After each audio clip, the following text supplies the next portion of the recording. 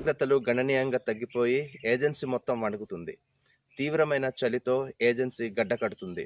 అల్లూరి ఏజెన్సీలో కనిష్టంగా 3-4 డిగ్రీల సెల్సియస్ ఉష్ణోగ్రతలు నమోదవుతున్నాయి. దీంతో వృద్ధులు, చిన్నపిల్లలు శ్వాసకోశ ఇబ్బందులు తలెత్తకుండా జాగ్రత్తలు తీసుకోవాలని, స్వెట్టర్లు, దుప్పట్లు, రగ్గులు వాడాలని వైద్యులు సూచిస్తున్నారు.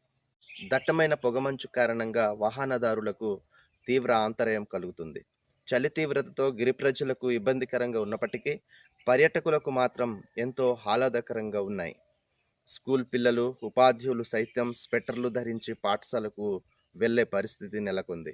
ఉదయ సమయంలో దట్టమైన పొగమంచు కారణంగా రైతులు తమ పనులు చేసుకొనుటకు తీవ్ర ఇబ్బందులు ఎదుర్కొంటున్న పరిస్థితి ఉంది. సాయంత్రం 4 గంటలైతే చాలు చలి ప్రారంభమవుతుంది. ఉదయం 9 గంటలైనా సూర్యుడు జాడ కనిపించని పరిస్థితి ఏజెన్సీలో నెలకొంది. ఏదేమైనప్పటికీ గిరిజన ప్రాంతంలో గిరి ప్రజలు ఈ చలిగాలుల చేత, భయంకరమైన చలి చేత తీవ్ర ఇబ్బందులు ఎదుర్కొంటున్న పరిస్థితి ఏజెన్సీ వ్యాప్తంగా ఉంది.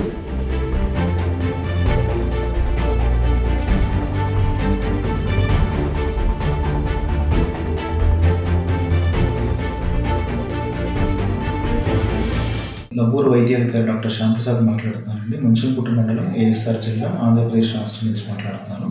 మరి ముఖ్యంగా మనం ఈ యొక్క సీజన్ అంటే చలికాలంలో అండి, మనకి నవంబర్ నుంచి ఫిబ్రవరి వరకు ఉంటుంది చలికాలం. ఈ చలికాలంలో మనం అనేకమైన అప్రమత్తమైన జాగ్రత్తలు తీసుకోవాల్సి ఉంటుంది. ఆ జాగ్రత్తల్లో కూడా మరి ముఖ్యంగా చిన్నపిల్లలు, వృద్ధులు, గర్భిణీలకి అనేకమైన ఇబ్బందులు వస్తాయండి. జలుబు, దగ్గు, విష జ్వరాలు లాంటివి వస్తాయి. తర్వాత మరి చిన్నపిల్లలకి అయితే న్యూమోనియా అనే వస్తుంది. ఈ టెంపరేచర్స్ మనం ఉండే ప్రాంతంలో ఈ ముంచంపుట్టు కానీ, పెదబయలు, అరకు, పాడేరు, చింతపల్లి అయితే మనకి 5 డిగ్రీలు, 3 డిగ్రీలు, 4 డిగ్రీలు వస్తున్నాయండి.